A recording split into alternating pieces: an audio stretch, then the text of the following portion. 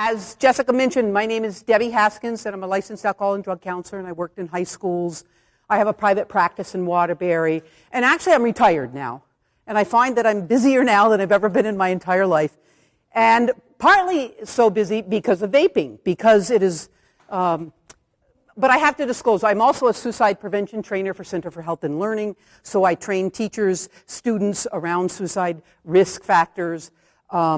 I also teach an injury violence prevention and alcohol, tobacco, and other drug course online. I'm really passionate about what's happening both to our youth and to our families here in Vermont, and it is going to change dramatically as of July 1st, and I think you will see the connections. I live in North Calais, but if I seem a little off tonight, and you had the chance to see me the other night, I was in Brattleboro this morning, so I'm a little tired, but I told Jessica, I said, I'll make it work. When we planned these, that wasn't part of the plan, but that's all right too. So let's see what we can, if this is going to even work, because if it doesn't, that's okay too. Plan B. Let me talk to you a little bit about changes. Who knows what this is? Just raise your hand. Who knows what this is? So for those of you that don't know what this is, let me help you out. Back in the day, there used to be a thing called 45s. They were records, and this is how we listened to our music. And this went inside the record, and it went on a 45 turntable. And the reason I bring this and start some of my presentations is, if you're thinking about pot and drugs and vaping back when you were in school, you're way back here. Because it has changed so dramatically that every single time I deal with this issue, every night, something different comes up. And I was telling Jessica, just since the other night when I was up in Stowe, I had an email come to me about the new vape pen that's just come out. And I talked about it the other night. But what's changed is it's here in Vermont. And I hadn't seen it yet. Kids hadn't shown it to me. So this is where we'll find out if I can do two things at once. I just lost you, I think, haven't I? I have. So, the vape pen is a device. It's an electronic device that is used to transport and transmit nicotine. And while most youth tell me that they're not using nicotine, they are. What we know about tobacco, we've known for 50 years, and we've known because we actually sued a company, and we found out that the tobacco industry was lying. And what's good about it is we educated our youth about tobacco, and they know facts. And if the kids had stayed and we'd asked them questions, they would be able to. So I want you to be thinking about what we know. A lot of substances, a lot of things are happening. Tonight, I'd like to just give you some knowledge. You're going to get a chance to see the vape pens because probably some of you haven't seen all the different kinds. These were all collected at one local high school in 1 month. Okay? I have box loads of them. Every school in the state is dealing with this. So it's not just one school. 4th and 5th graders are bringing them into school. That's how young it's hitting. The chemicals in this particular device are different than what's in a cigarette. They're more powerful. They're heated. There are chemicals in them that actually have formaldehyde, which you'll hear me talk about. So there's a lot of things going on with the device itself. So I want to give you some information. I want to talk to you a little bit about the marijuana law. And I want you to leave with more questions and to be worried. And I think I did a pretty good job of that every time I do it. I think everybody kind of leaves worried. But mostly, I also want you to know what the resources are. So you have Diane Lepko here, who is here in the middle school and has worked here forever. And so when youth have a question or are concerns about someone else vaping, they can see her. We have community people like Jessica bringing in information, and you need to know who your community resources are. But as a treatment provider, one of the hardest things about vaping is there is no treatment for it for kids. Once a youth starts vaping, it's different than cigarettes because they can do it discreetly. There's no treatment. That means they can go talk to somebody, but we have a difficult time getting them off it. So I just wanted to make that point clear. So let's talk about what we're going to do tonight. Yep. Yeah. So we already did this, and what's funny is when I did this the first time over at Stowe, not one kid knew what the record was. That really dated me. I just want you to know, because I lived with these things. Okay. So if I would have come and talked to you a few years ago, it would all be about what the industry did with Alka Pops, sugar-flavored drinks. So let's just give you the 101 about the brain. So our brain is an amazing. Where is my brain tonight? It's gone.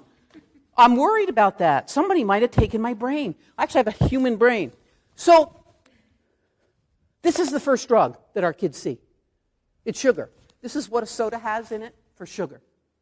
And it's a stimulant. Sugar is a stimulant. It causes you to be hyper. It causes, if you drink too much of it, to do this, just like caffeine does.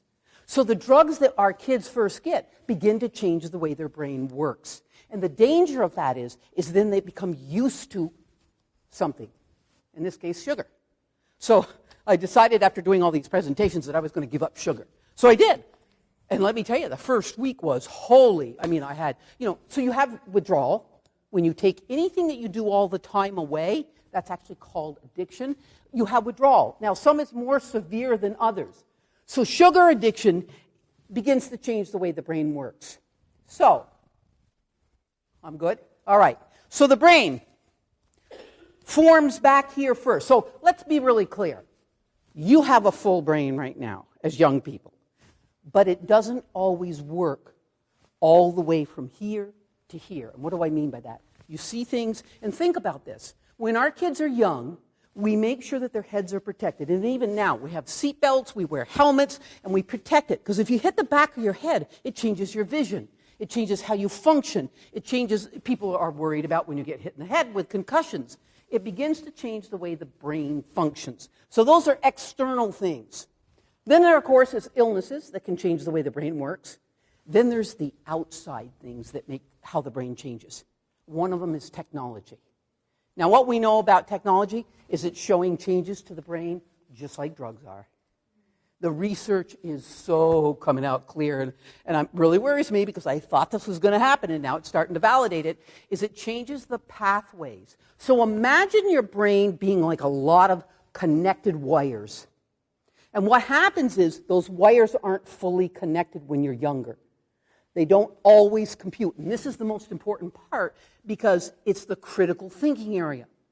So why would a 7th grader do something and you look at it and think, why would they do that? It's because it doesn't work all the way to think about consequences always. So there's a process that's going on through middle school, and it actually continues until we're 26 years old. That's a good thing, which means my brain's a long ways past it, but we didn't know that information before. The tobacco industry actually did, though, see? That's the thing. So who is this? Cruella de Vil, okay. And how do you know her? Beautiful, beautiful. Walt Disney paid billions. So somebody name me somebody who won a gold medal that lived here in Vermont. Name one person. Bingo. Why is it that we just had the Olympics and we had 3 gold medalists that I can think of, one right in Montpelier, Michaela Schifrin right from Stowe and around. So we've had many people do some great things from Vermont that just happened and we don't remember, but we remember her. Why is that? Adults, you can help. Why do people remember her? She has a song. She's kind of cool. Marketing, the media, Walt Disney. They did a great job of using Cruella, and of course, she's smoking. So let's fast forward through a couple of things. Who knows one fact about tobacco? One fact. It contains nicotine. Beautiful. Contains nicotine.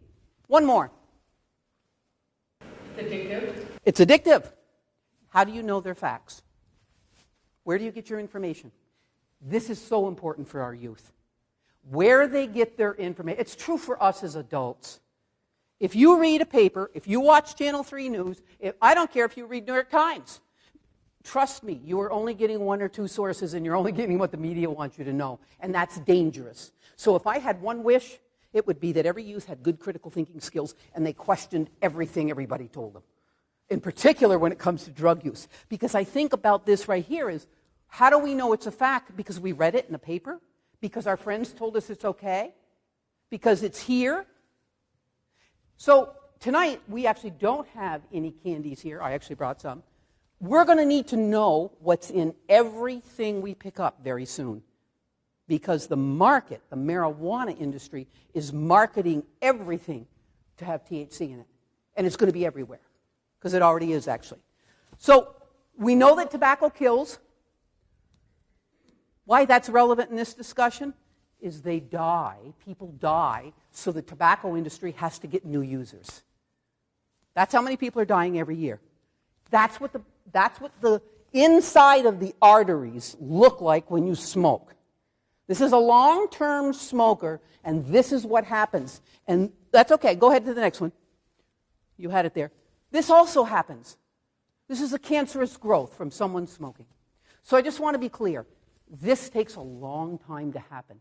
It didn't happen the first time they smoked a cigarette, just like it doesn't happen the first time you take a drink, or it doesn't happen the first time you take a joint. When people say to me, marijuana doesn't kill, nope, it takes a long time to see the effects sometimes. Different drugs take longer to work. This one takes a long time. So what is the difference? Smoking has 400 chemicals in it, of which we now know, because we've sued a company that finally told us the truth, that there was cyanide, there was addictive properties, and what makes it so difficult for youth is within 3 to 5 seconds of when they ingest nicotine, it goes to their brain and sends a signal. And many kids become addicted, 1 in 6.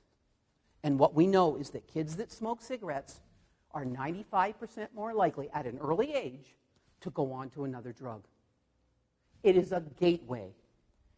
Literature is real clear. I don't care what. It's just so fascinating that people, it's not a gateway. It is a gateway. It's a door that opens up. And part of it is because when you're around smokers, there are other substances around. It's that simple. It makes a risk factor. It was really interesting to hear the young people talk about risk factors. All of those things we talked about, bullying and suicide and exercise, they all go together with what we're talking about, as we were talking at break. So when our kids are little, we think about all of the things we protect them. And it was really great seeing a little one run around. I love it when there's a little kid there because people are zooming after him and making sure he's not going to climb on anything and making sure his fingers aren't in the plugs because we protect our kids. The thing is, we're not protecting them about this. And we have to. And it's adults' job to help navigate this, just like it is with technology. So we use all kinds of things. We use all kinds of devices to protect for our kids. And as they get older, we make sure you buckle up, we make sure you wear helmets, but then there comes this time, and there's 2 things that have changed dramatically from your time. The phone, technology, the ability to get information 24/7. You can go on Google and find anything that I talk about and buy anything that I talk about tonight. You can buy pot online, CBD oil online, vape pens online, heroin. You can buy anything and have it sent to your house. You couldn't do that when you were a kid. So that's changed, and there's a billion-dollar industry trying to reel people in to get you to buy some of these products, and it's infused everywhere. So we need to always think of these things. What attitude do I have about substances, and about what does do my children know what they are? What skills do they need? Because this isn't about right or wrong. This is when I get to the party or when I go to somebody's house, somebody's going to have drugs. A while back, there was a woman, she had 30 kids in a barn, she never went and checked on them. And I thought, is she nuts? It was just my little bubble that I never... And as it turned out, guess what the kids were doing? They were drinking and drugging, and she went to court, and her defense was, well, I never checked on them. They were high school kids. And I thought, that's the reason you should have been checking on them, because you've got 30 kids together unsupervised. A PE teacher wouldn't leave 30 kids in a gym unsupervised. We certainly have to check and see what skills they need, and we need to give them knowledge. But knowledge alone is not enough. They need the skill. They need the practice of what they just did, which was great. So think about, what's the thing your kids need to know? What information and what skill? Because it's not just information. If it was, we could just give them the brochures that are here. It would be wonderful. So let's just talk briefly. We've known for a long time that these e-cigarettes were not healthy for kids. And they're not healthy for kids partly because of the way the brain structure works, but partly because of what's in them. The Surgeon General was really clear about it, yet they're still legal. Kids aren't supposed to buy them, yet about half of our kids in Vermont say they've used them. So they're getting them somewhere. I'll leave that up to you. We're going to talk about all the rest. Let me just say one thing about labels. Notice the year that we started having this discussion with labels on cigarettes. 1966. We started talking as a country, and we use the words, it may be hazardous. Now we're talking about tobacco. In 1970 to 85, now we're thinking it's really dangerous to your health. Within a short period of time, now there's a warning coming out. How quickly it moved. Vaping is going to be 10 times faster. Most of our youth tell me it's not okay to smoke. Our youth risk behavior survey shows that they understand it's not okay to smoke. They know. And they know because of advertising now puts on the package that it can cause gangrene, that it can cause, it's dangerous to your health, mouth cancer, and get the next one, 85% of lung cancers. This is on the package that people buy. They're telling you you're going to get lung cancer. And the next one, how about this one? Okay, folks, if you buy this product, it's going to be slow and painful, but you're going to die. Now think about that for just a minute. What other product do you buy that says that? Anybody got one? I don't know of one. And that's what worries me, because the vaping product that we're going to talk about, so let's just talk about nicotine. Nicotine is by far the most addictive substance there is for kids. Far more addictive than heroin. I know a lot of people think that's not true, but it takes 3 to 5 seconds to go to that brain. And what happens is the nicotine floods the brain. You can die from a nicotine overdose. The vape pen, and let me just do a little history over here.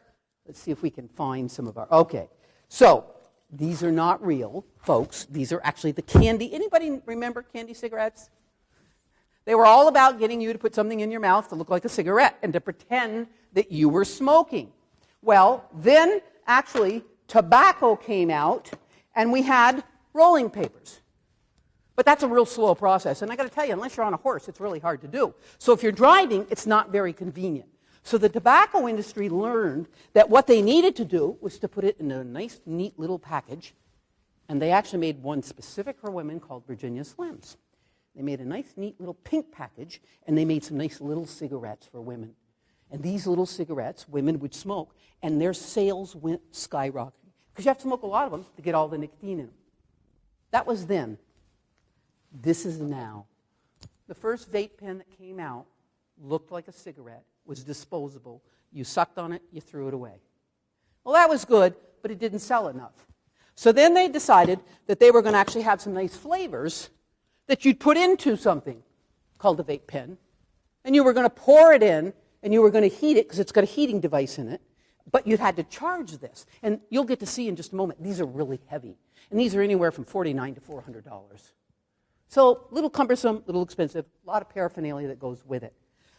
What's interesting about that is when we got to the newest one, which is a Juul, because what happened was all of these became way too cumbersome.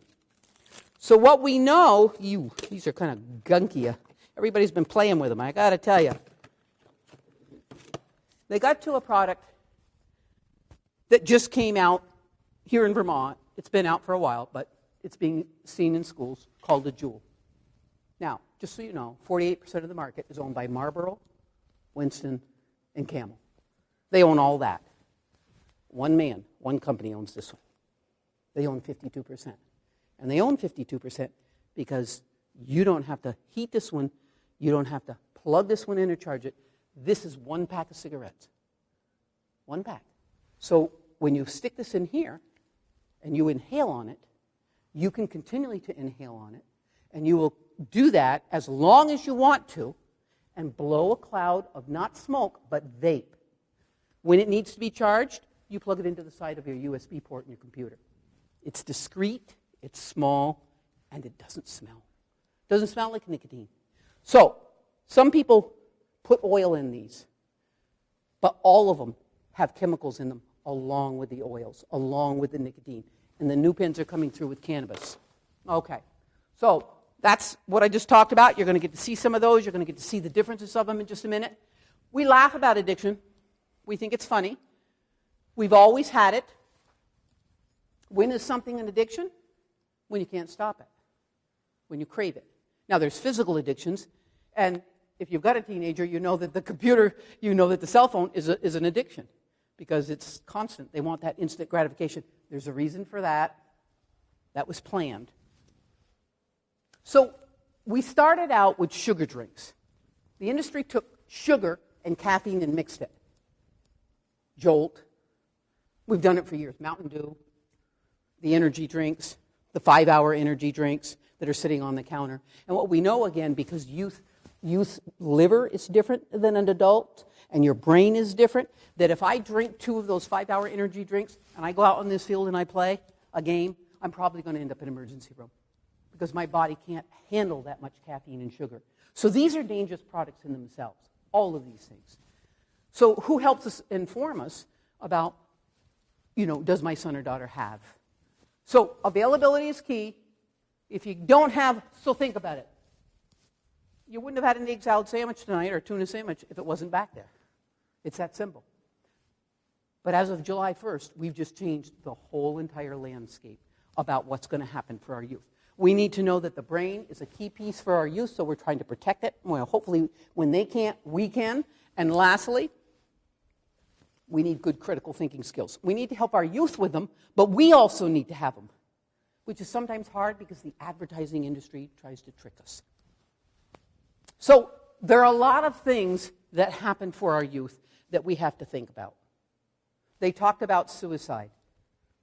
1/4 of our youth here in Vermont, by the way, suicide is the second leading cause of death in Vermont for our 12 to 18-year-olds. The second leading cause of death. And you don't hear about it because it's not often reported in the newspaper, and people don't talk about it. And people don't just wake up one day and start feeling poorly. There's a process that goes on. So bullying does play a part in it. So as kids grow, their thinking changes, and it changes mysteriously from middle school to 9th grade. So the industry decided that they would put lots of products out there to make it look user-friendly. So there's some adults that use it. And I just want to be really clear. When adults use an electronic device, it's very different than a youth. There's been no research that shows that you get off cigarettes if you use electronic device. There has been no research to show that it's less harmful than a cigarette. But adults have the right to buy them. They are available at most every tobacco shop, and you need to be a certain age to buy them. None of the electronic devices are supposed to be used anywhere a tobacco product isn't. So they're not supposed to be used on the street. This is real important for what's coming. They're not supposed to be used in a car. They're not supposed to be obviously used at a school. They're not supposed to be used indoors at a business. All of that's true for any cigarette product, whether electronic or otherwise. That's also true for marijuana as well. How do they work? Real simple. Battery, liquid, heated, atomizer, you inhale aerosol. What's in that aerosol? It's not water. It's chemicals. So the next picture also shows just a little bit different. Some are more sophisticated than others, but actually in some ways, I'm sure that I'm going to be doing this presentation this fall to schools. I won't even be showing these pictures because they won't be using these. That's how outdated some of these things are happening. That's how quick they are. It's faster than computer. That is the pod itself that I was showing you. Yes? I have a question. I'm confused. So the pen itself has automatically some of those chemicals in it, and then this is separate. So even if this is pure nicotine. Okay. Pure nicotine. So before you even put the nicotine in, the pen itself, because it's heated, has chemicals from the heat, because it gets heated to over 100 degrees. And so it heats whatever's in here, and you're going to see that there's 4 other chemicals in here. Whether you pour a chemical in it, whether you add nicotine, this is already heated. Got it. Does that make sense? Yep. Okay. Thank you. And it's very interesting because most people don't know how they work. And they assume if they don't put nicotine in, they're not getting any. But they are, because there's actually nicotine in some of these. So let's just talk, that's okay, let's just talk about the 4 chemicals that are in every single pen. And I'm sure that by end of the year, there'll be 4 different chemicals, not these 4. But right now, diacetyl, formaldehyde, glycerin, and propylene glycol are the 4 chemicals that are in this pen, regardless if you flavor it, regardless if you put nicotine in it. And that's because of the heating. And there's some metal elements. So what happens is diacetyl is in there, and it's also in regular cigarettes. And we already know it's harmful, which is fascinating to me. Well, we know it's harmful over there, but we'll just put it in this one over here. So formaldehyde, what does formaldehyde do? Biology class? Anybody take biology class? Preserves. Ooh, stinks. It's got alcohol in it. So you can well imagine if somebody has asthma, and that was one of the things that was on one of the sheets, is that if kids have asthma, they might not exercise. Well, if they're not exercising and they're perhaps vaping, I really worry because it's going to impact their lungs, of course. Any inhaling of anything is. Respiratory, all of that. So formaldehyde is a caustic to our insides. It's a carcinogen. We know that it causes cancer. We're real clear about that because of cigarettes. Glycerin, my favorite. Glycerin is made from animal fat that's melted down, and the way they melt it down is they pour lye over it, and then they let it drip, and they take the drippings and they add that to those other 3 chemicals. For those of you that don't know lye will eat away fabric. I mean, it's really pretty caustic. We used to use it a lot in the early 1900s. So then there's propylene glycol, which actually has been tested on rats, and it's shown that it does what we call popcorn lung. It changes the way the lungs begin to be able to inhale. And it looks like popcorn with the lungs, and that's what it looks like. And it actually even has a buttery flavor to it. They've taken it off the market. They used to use it. The reason is because it does look like popcorn. But they used to use it in movie theaters. And then they got sued. So, and that's sort of what I just talked about a little bit. Causes hemorrhaging, causes problems in your respiratory tract. So has anybody got an idea so far that I don't think that these chemicals are so hot? Because they're heated and they're in there, and most people don't even know what's in it. And the byproduct is metal particles. That's the byproduct along with all of these. Huge assortment. And I have a friend who tracks it. One day they're on eBay, one day they're not. And so they're just everywhere if you haven't seen them. And I'm going to stop in just a minute and you're going to get to see these. This is old data. Again, this is the 2015. It was 24%. It will easily beat top 50%.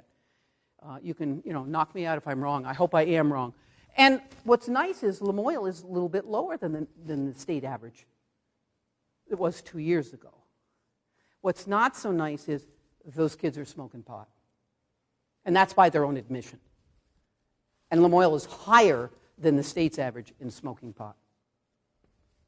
So it's switched. Let's do a couple more. The vape looks like this. It could be done in the bathrooms here and you wouldn't know it. They blow it down their shirts and it dissipates. If you go next to a car that's actually got somebody vaping, you can sometimes see it come out of the sunroof. It reminds me of a whale spewing. All that smoke comes out of the sunroof. The concern, of course, it's against the law to smoke in a car with youth in it. It's against the law. It's against the law to vape in a car with kids in it. Just so you know. And when the law becomes legal, when marijuana becomes legal July 1st, that will still be illegal. Whether or not it's enforced, I don't know. So let's do one more. And, okay. Secondhand smoke, incredibly dangerous. So isn't secondhand aerosol, if you want to go. And I'm sure they'll have some wonderful acronym for this at some point. That the aerosol, if I'm vaping around my friends, even if I don't vape, so if you've got a friend that's vaping, that means that the vape that's around you, whether it's in a car or hanging out here by the back of the ball field or at somebody's house, is impacting your lungs just like as if you were smoking it. That's the other danger. So it's not just, oh, my friends are vaping, or he vapes, or everybody stands outside the restaurant or whatever now and they vape now. If I'm in it, I'm getting it. And it's the same thing we knew about cigarettes before as well, that we were all getting secondhand smoke. That's why some of the laws have changed. So I'm going to stop there for just a minute, and I'm going to actually give you some of the products at your table and take a moment to just kind of look at them, and then visit other tables. Thank you. So this is sort of the telltale signs of what happens.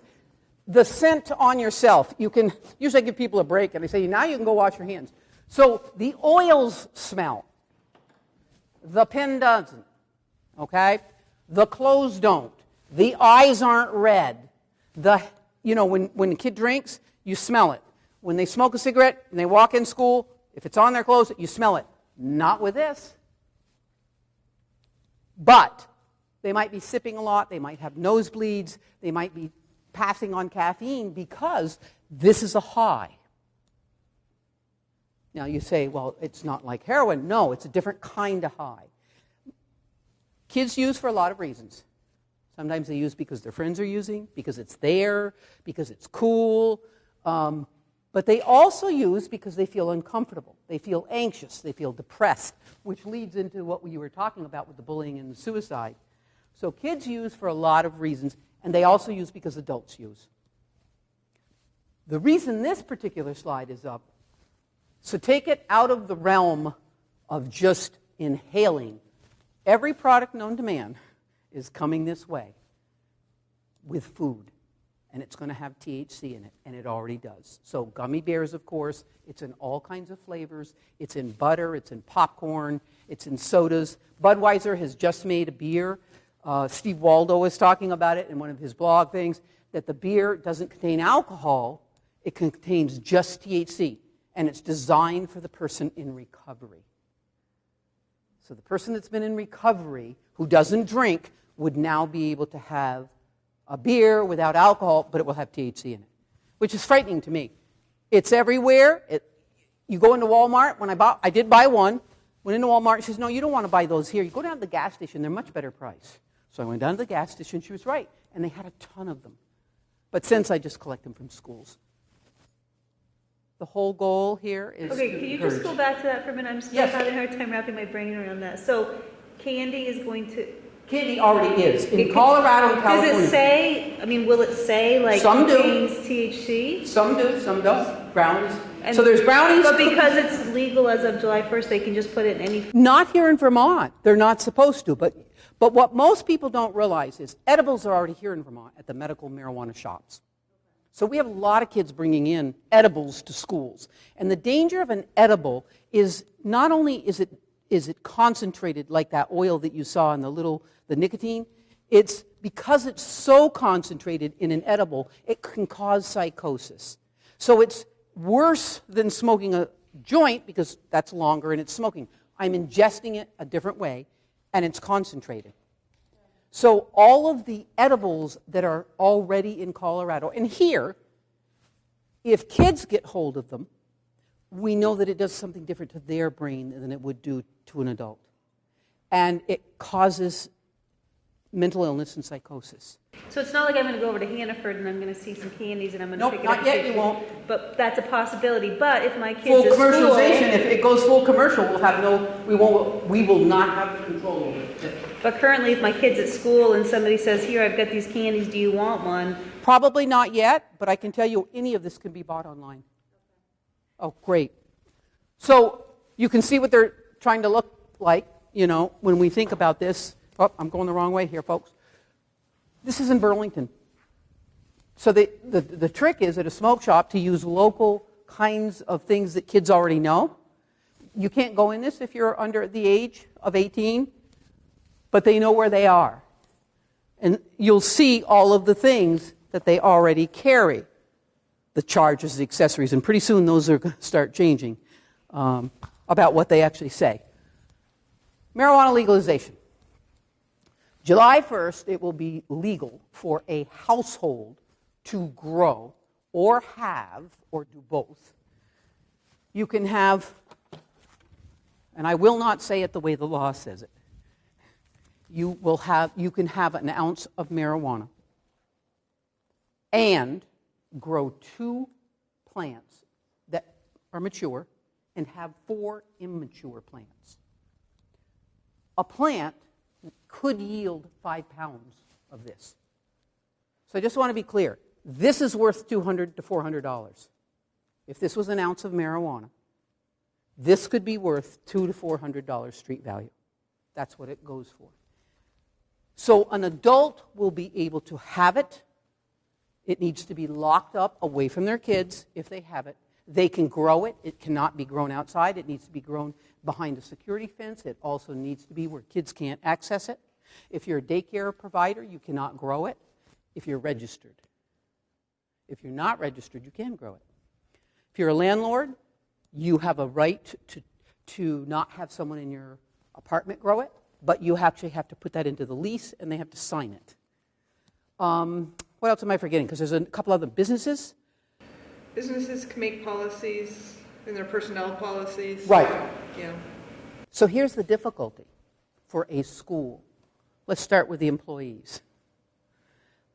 I'm of age, and on the weekend, I want to grow my own. And there's lots of kits, and there's lots of people that will help you learn how to grow, apparently, right here in this area. And they'll help you cultivate it. So I go home, and on the weekends, I grow it, and I have it, and I use it. And you don't test me for it, and I come into school.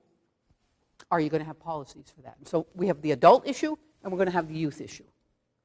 Because foreign mature plants are going to become mature, and everybody's going to, those that grow it are going to have a lot of plants. And just in case you don't know the law, a police officer cannot come into your house and see how many plants you got. It's against the law. He has to have probable cause, or she has to have probable cause to come into your house. So there has to be a reason. And the troopers actually, they spent a lot of time talking about it. But what happens for kids? Kids can't buy it. They're not supposed to use it. They're not supposed to vape it. If you go to YouTube and you look at how to vape, you will see how to take this and make it so it'll fit into a vape pen. And it's real easy. There are 300 different sites that show you how to do it. And any kid could do it. So if youth are caught on their first offense, they're going to get a fine. They're going to need to go to diversion. They're going to need to follow up with diversion. And if they don't, and they have a driver's license, it could be suspended. That's if they follow all this. Second offense, it's a civil penalty at that point, another fine, the license is suspended for longer periods of time. Kids are not supposed to actually have access to their parents or anyone else's. And if you're older and you're growing it and you give it to a kid, there are a whole bunch of rules and regulations around that as well. So if you're interested, all you have to Google is H511, and it's a 17-page bill. It's very complex in some ways, and by complex I mean there's no way to enforce most of it, so it's going to be very interesting to see what happens. The next step is full commercialization. So I just want to, you're sitting here thinking, well, we don't have these products yet. They will be here.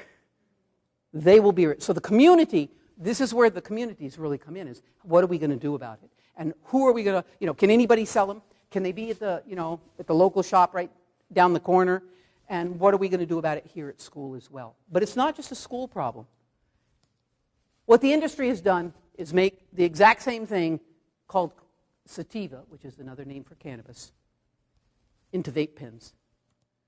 And Canada hasn't made it legal yet, but they do have a vape pen. And they sold it to California, and California is manufacturing it, and it's on its way here. And it's a pre-dosed pen filled with marijuana oil, cannabis oil, to get you high. When you're done with it, you throw it away. What's different about the brain is when a substance goes into the brain, and for cannabinoids, it goes everywhere in the brain. So when you drink alcohol, it sends messages to only certain parts of the brain. When you do heroin, it kind of deadens you and it puts you out. Opiates deaden you and go to the brain stem. Marijuana saturates the fat, your brain being fat, your kidneys. Women have more fat than men, so we would be more saturated with the THC. That stays in your system, and it's not water soluble, so it doesn't leave it as quickly. So even though I don't smoke every day, and by the way, people that vape every day. A lot. That's why they're in schools. Because if I'm a vapor, I don't have to hide it. So I don't have to go out on a smoke break. So they're more likely to vape more often. So their brain is constantly filled with THC. We don't have a test for that. We don't know what impairment is yet. For anybody, not for adults, not for kids. So it's going to make it really tough on the road for driving. Let me just say a little word about CBD. So the marijuana plant has 400 chemicals in it, just like nicotine does, or just like a tobacco plant does. In fact, it probably has more. But the two that you hear the most are THC. That's the thing that gets everybody high, that changes how they feel in their perception. And then there's this thing called CBD, cannabidiol. And cannabidiol is an extract out of that plant. And it's being made into an oil.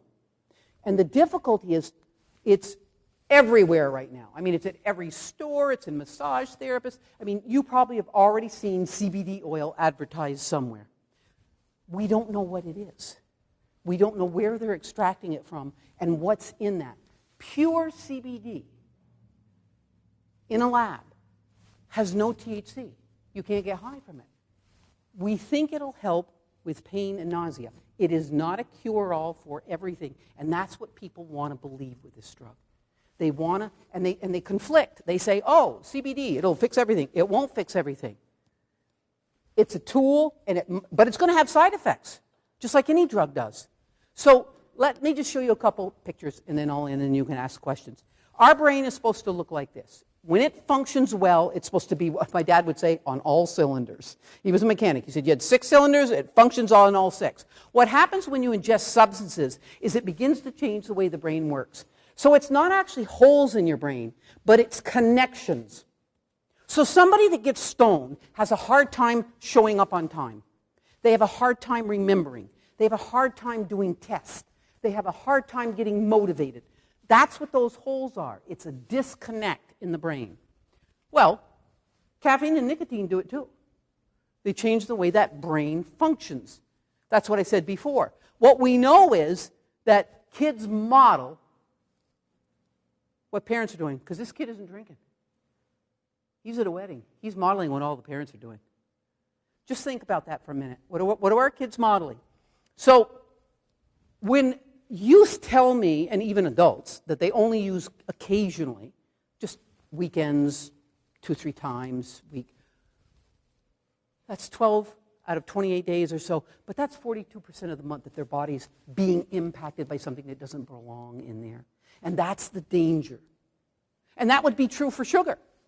Or something, if I'm using something to excess, and I'm impacting not just my body, I'm impacting my brain, and the way my brain is supposed to function. And I actually came out of retirement because a guy said, I was at a conference, and he said, look, he said, I got grandkids, and it is not fair to these kids that they are being exposed to things that they have no idea. It's making their brains toxic. And he says, we've got to do something about it as adults that care. And I thought, oh, if I don't do anything, what am I going to say to my grandkids someday? So I fought it for 3 years. A lot of us did, about making it legal because we're worried about what's coming next. All the food products that come with it and the ability to regulate it. We regulate alcohol and we regulate tobacco. And those are the drugs that are killing most. So regulation for me doesn't make it feel safe to me. This is a weekend pot user's brain.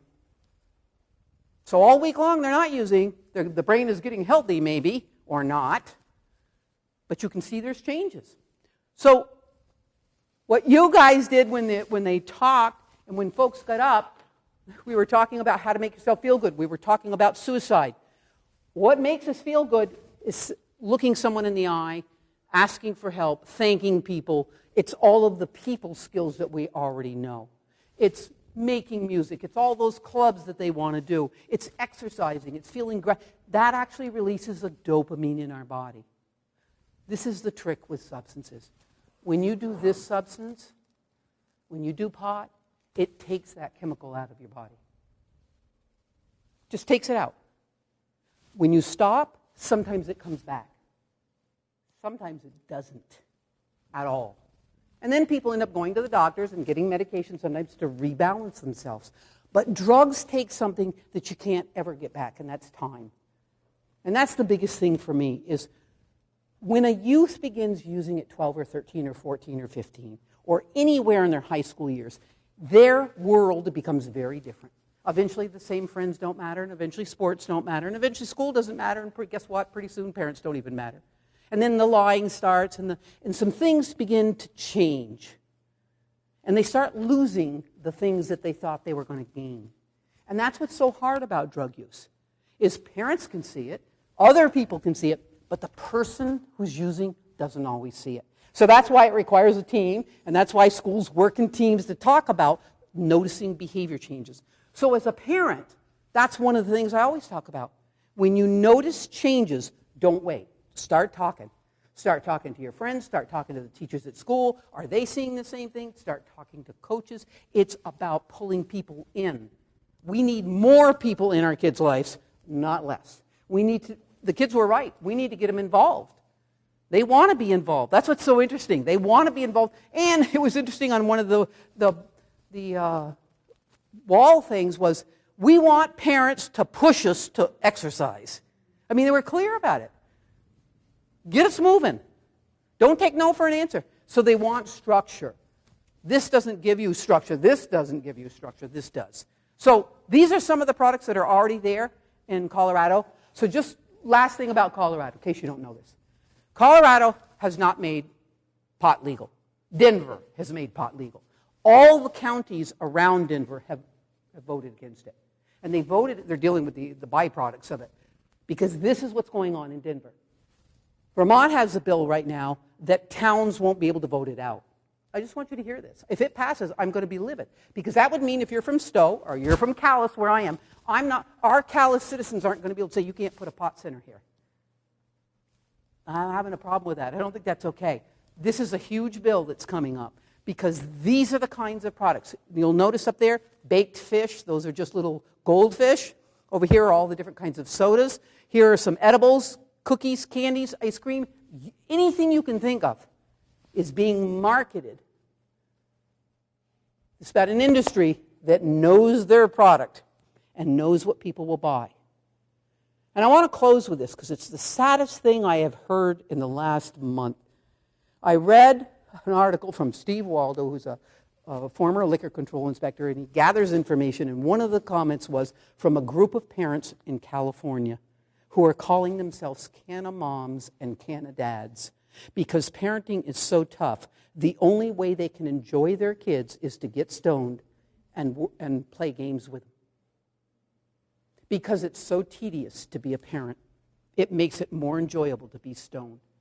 And I read that, and it makes me want to cry, because I think one of the greatest gifts you have is your children. And to be able to enjoy them, and it's such a short gift that you have, because mine are grown, my grandkids are grown, and it was like a moment in time. So if I can give anything, and I think about that, can you imagine giving that time away because of this drug? And that's what's happening. And that's what people are justifying it. And that's what this is about. It's okay. It's inedible. It's okay. I'm only vaping. It won't make long term. Now, I don't know if any of you here in this room have had somebody die from cancer, but it's a long, slow process. And it's hard. It's hard on families. This will be no different. This is another drug, and this will be no different. It will take lives differently. Go to Harwood. They'll tell you about it. Harwood lost 5 students, and the drug that was on board of the driver was 3 times the legal limit of marijuana, THC. That was clearly a drug that impacted that crash. I'll be fair to the medical examiners. I won't say that it caused it. I'm going to say it didn't help it. His judgment was impaired that night. I'll say that unequivocally. His judgment was impaired. And it might have been impaired anyways. I don't know, but that didn't help it any. And we're going to see that on the road. And that worries me. We're going to see it in our young drivers, our teenage drivers, because they're going to believe some of this stuff and not think it's harmful. So our job, I think, as adults, and I think as youth, is to, when you hear your friends talk about it, is give them information and get them to someone who knows the facts. I think you said it, Diane. This isn't about tattling. It's reporting. This is about helping your friends. This is about helping. This is also about helping your adult friends, not about their vaping, about helping them with the information.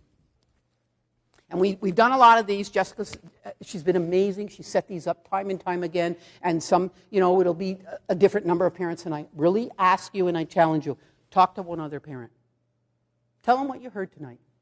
If you're concerned, talk to Diane, talk to Jessica, because I want you to talk about what you're doing, because I think it's really important. That's how we're going to make a difference in this. Talk to your school about it. Well, one of the things you said earlier was, you said, you give them information, but you have to teach them skills. Right. So did we talk about what the skills were? Well, what would you guess some of the skills are? I need to know how to get out of a situation. So no disrespect, and I'm not going to put your girls on the spot. But if you're with a bunch of other kids who are using, they can have all the information about every drug that's in there. They got to get out. They got to figure out a way with their mom before they ever go somewhere. What do we do to get out of a situation? It's what we've always taught our kids. How do we help them be safe? If the driver, it's what we've always said, if the driver is impaired, you don't want to get in that car. We did a lot of education around that. Kids get it with alcohol. They don't get it with pot, though. They start getting in that car with the pot smoker. So we need to help kids be able to feel comfortable, and that's a parent thing. Well, the problem with the whole vaping thing is kids don't think it's dangerous. That's quite true. That's what I can't, they So don't. then go back to modeling, and what do we as parents say? So first you have to recognize what might be in your kid's room. Then you have to have a conversation about what your belief system is, whatever it is, and you have to be unified as parents, because boy, kids are good at splitting. And so you have to be unified, and you have to keep searching. It's hard. This is the hardest job, because the industry is doing everything under the table kind of thing. If it was a beer, not that that's good, you'd see it, you'd smell it, you'd know that it was probably happening. But you're right questions.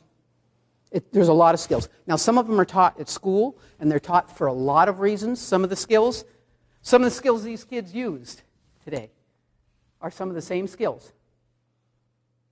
I often think about emotions. So when I go do a training, I'm always uncomfortable. I'm always anxious. Well, I should be. I haven't met everybody, and I've got to perform, and I'm going to give information, and people might not like me, and I'm over that. I'm older, so I'm okay with that. Now, they usually don't like it because it's about drugs. But anxiety is a human thing, and it's something your brain does on purpose. So teaching kids to understand, and adults, because remember, if I'm modeling that every time I go home and have a drink, or vape, or take a pill, then I'm doing the very thing I don't want my kids to do. So anxiety is a part of life. Fear is a part of life. Anger is a part of life. Sorrow is a part of life. Grief. And what kids tend to do is do what we as adults do too, but they try to run from it. So it's not uncommon, and those of us that worked with kids for years, when a tragedy happens, what do kids do?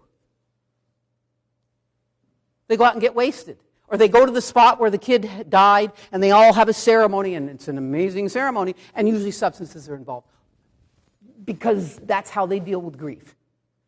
So I think some of this is tied into when we talk about emotions, and we talk about suicide, it's all tied together. When we talk about bullying, giving them all the information about bullying is really important, but they also need to know who to go to, what to do. And in schools, they're very good about that. They have a designated person, they have people in the school. You're asking great questions. It's ongoing conversations over and over again. As I had one mom tell me today, she said, my oldest boy is already involved with it. His friends are all doing it. It's my youngest one I'm worried about is in 5th grade, because I think she's a follower. I think I'm worried about that. So start talking to the parents. Start educating. Talk openly. And that's hard, because as adults, we don't want to do that. It's like I'm treading on your territory. No, this is about your kid. This is about their safety. And this is where I think about it. We spend a lot of time as parents understanding about gun control.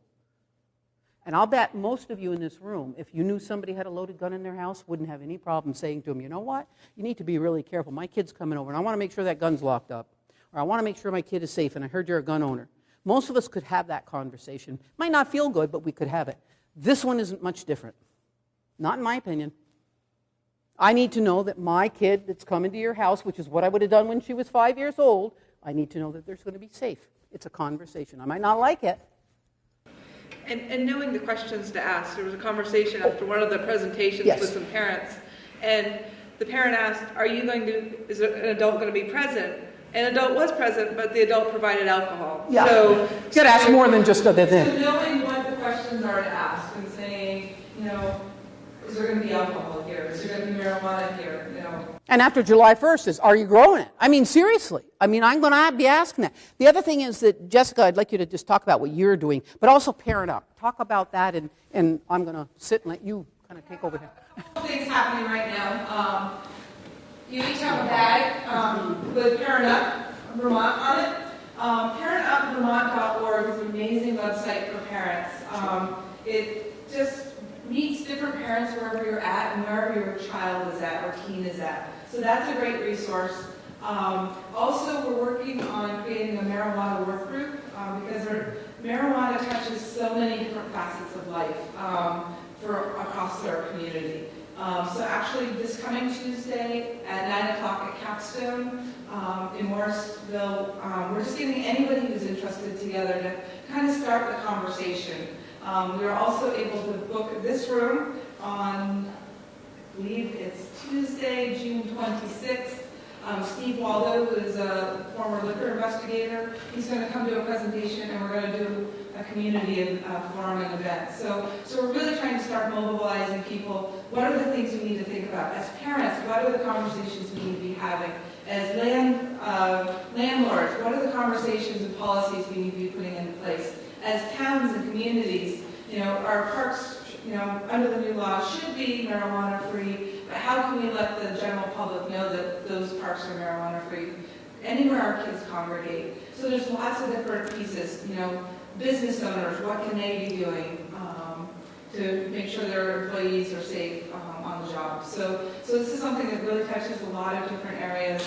Again, that meeting's at 9 o'clock at the Capstone conference room, and anybody who would like to come is invited to that. But Parent Up is also amazing. Also back in this room on June 5th we have our 3rd annual opiate summit. And this year we really wanted to take it back a step and really look at the youth. Often people don't just start in with opiates. They start in with tobacco. They start in with alcohol, marijuana. So we really wanted to focus on youth before the problem starts. How do you engage youth in meaningful conversations and build those relationships? And we had the opportunity to go with a group of youth down in D.C. To the Community Anti-Drug Coalitions of America conference. And so it's actually going to be those youth that are actually putting this on. So that's going to be a really exciting event. So June 5th here, 6 to 8 o'clock. So thank you.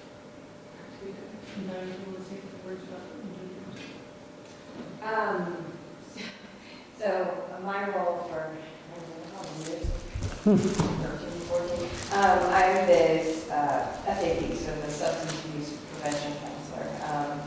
And so up until last year, I was also the health teacher. So what was nice about that role was that I had access to all the 7th graders. So it was kind of like a perfect fit because I had a captive audience each trimester to talk to them. But it also, I think, created a nice environment for kids to learn who I am, so that when they had a problem or they were concerned about something, that they would come forward and come and talk. So, but it's tough. When I was talking to Debbie and I was talking just earlier, was when you look at our data for the Youth Risk Behavior Survey, and you look at it from the 7th grade and Bruce Stowe, 6th grade on, the kids, their perception of danger and risk go from like 90%, I think it's bad, to you start to see it slowly decrease, and then when you get into high school, you see it drop significantly, to the point that even their perception of how their parents feel about them using decreases. And that's so concerning that even our kids, as later teens, really think that their parents are okay with them participating in these behaviors that are considered adult. And in a lot of the conversations that we've had at events, that is that some of the parents definitely have that mindset of, well, I did worse when I was a kid or whatever, but the information around the substances are not the marijuana of our generation, and the edibles, and we don't know what it's going to do to the brain and the body long term, because again, you're now taking it in significantly differently. So I don't know, it's definitely one of those situations that we need to have more conversations, and we definitely need to get kids more involved, so. And you just keyed in on one thing that having talked to a lot of legislators, we all have our own experiences with substances. And that plays a huge role in our perception and what we think. And everybody always goes back to either their high school days, their college days, and they say, when I was a kid, it isn't like, that's why I always start out with the record. It ain't like when you were a kid at all for kids. And we know that. I mean, just the fact that kids have access 24/7 with technology. Whether that's a good thing or not, that's not the point. The point is they have access to far more information than we'll ever have, and they don't have the critical thinking skills to screen out some of it. No pun intended. So we really need to do some work on that. I think you guys have been really amazing just to be here, and I really encourage you to talk to other people. And people always say to me when they get ready to leave, they say, oh, well, there's only so many people. You are here. You matter. You have friends. You have people that you talk to. This is a conversation we're going to continue to have for sure.